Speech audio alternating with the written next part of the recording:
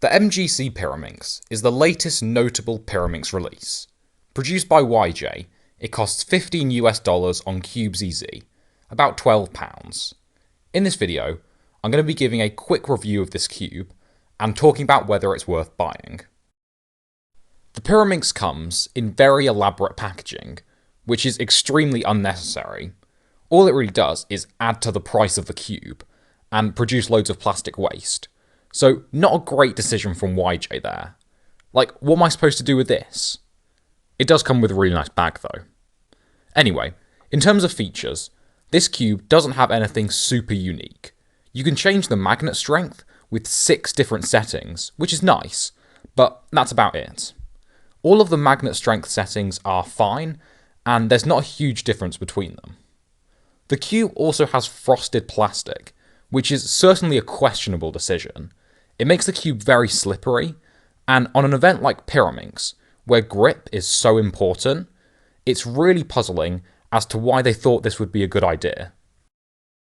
The turning of the cube is decent. It's quite fast and smooth, and it's definitely possible to turn really fast on it, which is nice.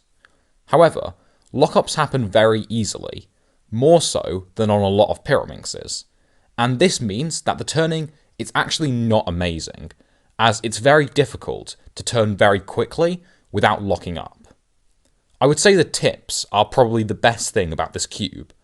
They can be a bit slow, but they're still pretty good. They move well and go into place nicely. They're not as good as the tips on the Untitled Magic or Mr. M Pyraminx, but they are better than the tips on the Belle V2 or even the GAN Pyraminx. So, should you get this cube? In short, no. There's nothing standout about it. What reason is there to buy this over a Untitled Magic Pyraminx? Absolutely nothing. It's more expensive and not as good.